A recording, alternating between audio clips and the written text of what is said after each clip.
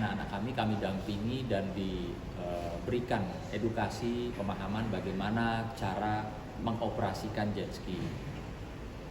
Dan setelah mereka sudah diedukasi di darat, lalu bergantianlah baik itu Sean maupun Reva bergantian naik jet ski, ditemani atau diajarin, dipandu langsung oleh instrukturnya.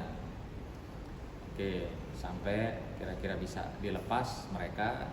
Nah, setelah mereka dilepas pun pihak instruktur tidak melepas begitu saja, tapi juga mendampingi. Jadi kemanapun pergi diikutin, seperti kayak dikawal lah kemana-mana gitu, dipandu kemana-mana. Nah, gantian Sean mengendarai, lalu gantian Reva. Nah, kebetulan pada saat itu sudah sore, sudah sunset, dan waktunya sudah harus kembali lah itu ke tempat parkirnya jet ski tersebut. Namun demikian Reva dan keponakan kandung saya, anak daripada adik saya juga, itu mereka berdua boncengan jet ski gantian ternyata. Nah, si pengawalnya ini, si pemandunya ini sudah mengarahkan untuk pulang, mereka di belakang. Ini berdasarkan video ya Pak, berdasarkan video yang kami lihat. Sudah gitu kan, ternyata si pemandu instruktur jet ski-nya sudah di darat. Namanya anak-anak, kebetulan yang mengendarai adalah Reva, masih mau muter sekali gitu. Nah, di mana infonya karena airnya sudah naik itu nabrak pembatas ya Pak. Betul. Nabrak pembatas tembok yang sudah tertutup oleh air laut. Gitu. Saya kebetulan ada di sana. Kebetulan kalau papanya Reva lagi ada kerjaannya Pak. Saya ada di sana bersama istri saya, bersama adik saya yang anak-anaknya ikut main. Kejadian Reva mungkin juga nggak tahu di depannya ada pembatas tembok itu, sehingga tidak sengaja Reva membenturkan jet ski-nya ke tembok pembatas itu. Infonya seperti itu. Dia terpental, ponakan kandung saya juga Aureli terpental, lalu segera diselamatkan oleh tim di sana ya. Nah, pada saat kejadian itu saya langsung lihat dari kejauhan, saya datangi, ada apa? Saya lihat dua-duanya nih, ponakan saya maupun Reva sudah dalam keadaan lemah lah ya, dalam keadaan lemah. Dan saya melihat ada darah keluar dari Reva, sehingga saya tidak mau lagi menunggu ambulans Pak waktu itu. Saya pikir udah kita harus bawa, pakai apa? Pakai mobil saya. Nah, Reva dibawa sama kami itu, naik mobil kami sambil dipeluk sama istri saya Heidi. Nah, sepanjang perjalanan menuju ke rumah sakit, kurang lebih 10-15 menit, rumah sakit terdekat ya, emergency, untuk mendapatkan penanganan tahap awalnya. Ya Reva ngomong lah di situ, aduh maaf ya tante, aku tuh senang sekali, excited lah, happy sampai kayak begini. Dan dimana ternyata di dalam perjalanan itu darahnya Reva terus keluar ya. Nah, sampai di sana karena memang harus segera masuk IGD dan ada dilakukan mungkin tindakan atau pengobatan apa tahap awal, sementara orang tuanya Reva belum hadir, ya saya terpaksa berperan sebagai orang tuanya. Saya bilang, dokter ini emergency, tolong lakukan yang terbaik, saya bilang gitu. Lalu dalam prosesnya papa dan mamanya Reva datang dan sudah tahu kondisinya seperti apa, dan akhirnya rumah sakit sana menginformasikan kepada kami untuk dirujuk ke rumah sakit Fatmawati. Awalnya kami tanya, memang nggak bisa ditangani segera di sini karena melihat kondisinya kan begitu. Dari pihak rumah sakit Pluit pada saat itu, Dr. Selin menyampaikan bahwa di rumah sakit Fatmawati inilah yang tim dokternya siap untuk menangani kasus daripada peristiwa insidennya anak Reva, dan juga peralatannya yang sangat-sangat memadai, lengkap, canggih lah bahasanya. Sehingga kami sepakat ya waktu itu Pak ya, Kita sepakat. kami berdua sepakat, ya udah, ayo malam kita antar masuk ke IGD di Rumah Sakit Fatmawati. Alhamdulillah juga pelayanannya baik, ya cepat, dan memang karena kondisinya memang memprihatinkan. Karena mungkin Bapak bisa jelasin kali Pak ya kondisinya yang Iya, kondisi awal. Reva saat itu saya tambahkan, saya Rizal kebetulan ayahanda dari Reva.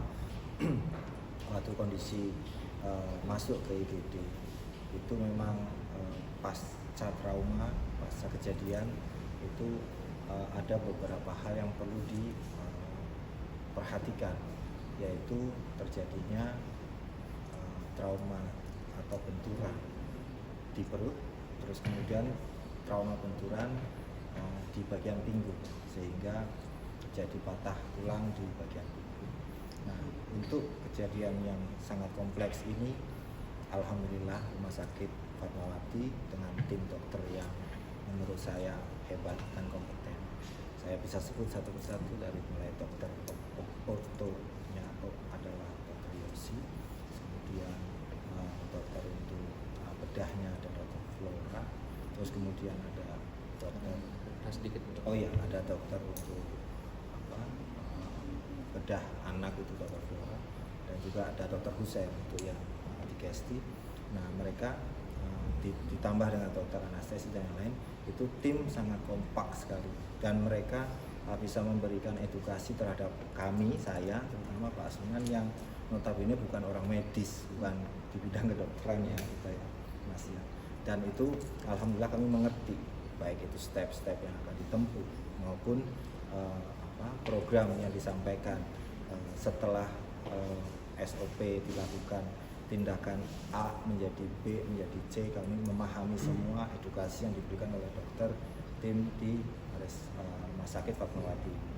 Alhasil step by step dilakukan, walaupun itu hari weekend, hari libur yang kami berpikir waduh ini kalau ditunda sampai hari Senin ini anak sudah nggak akan bisa bertahan mungkin. Tapi Allah semuanya menentukan, alhamdulillah pada saat weekend itu dilakukanlah maraton untuk pengetesan dan juga dilakukan tindakan-tindakan pencegahan dan juga penyembuhan yang paling pertama untuk bisa pertolongan pertama untuk bisa melangkah ke operasi yang diperlukan sesuai dengan dokumen atau data yang diperlukan.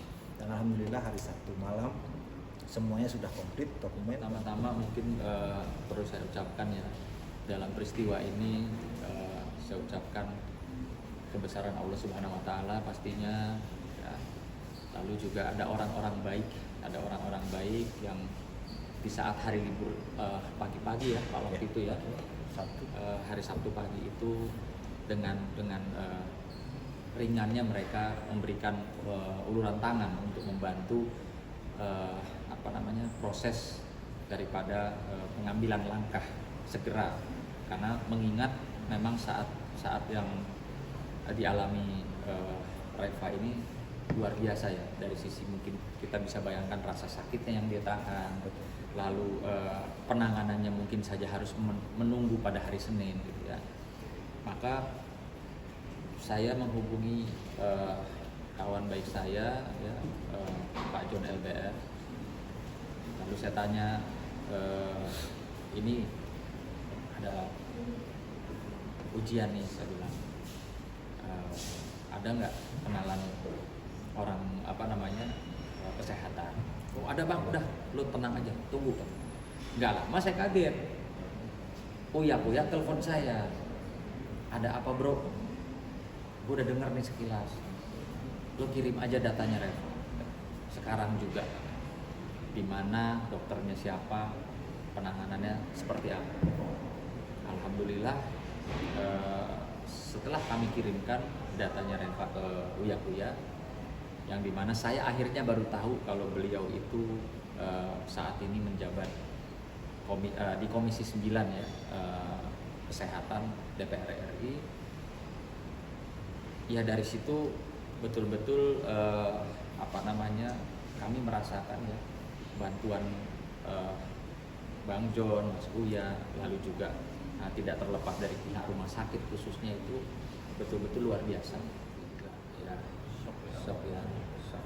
Dia apa ya, sama kejadian kan dia di darat memang, dia di darat, dia udah lihat dari jauh loh kok ini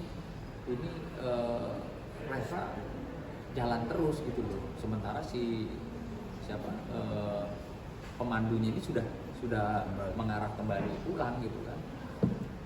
Ini sekali sih dia sampai tadi kita sama-sama lihat Pak ya, si An itu nungguin di ruang ICU bolak balik benar mandi, terus pas bisa ketemu bercengkrama beberapa menit saja juga tadi saya tulis surat ya. Dan alhamdulillahnya luar biasanya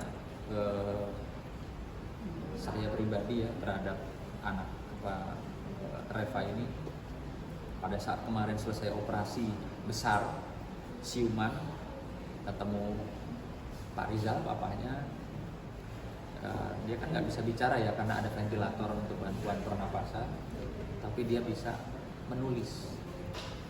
Dan yang luar biasa, apa banyak diucapkan sama Reva setelah dia sadar, setelah dia mungkin siuman? bapaknya biar sampai.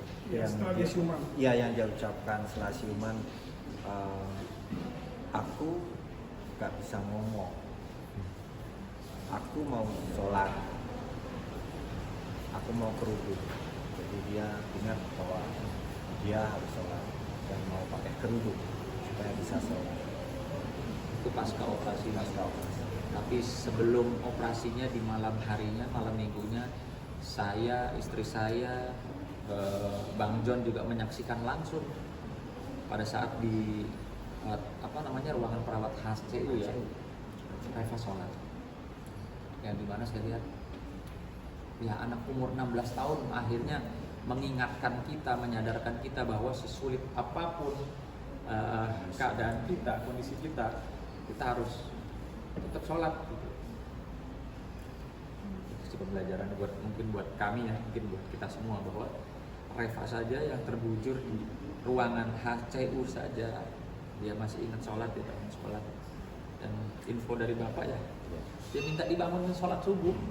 Setelah mau istirahat selalu nulis ke suster, tolong bangunin saya sholat Subuh, ada sholat subuh. Jadi ya luar biasa pembelajarannya mungkin ya buat kita semua, dan kami juga berprasangka baik sama Allah bahwa di balik ujian kita kedua keluarga ini mungkin kedepannya ada hal-hal yang lebih baik gitu.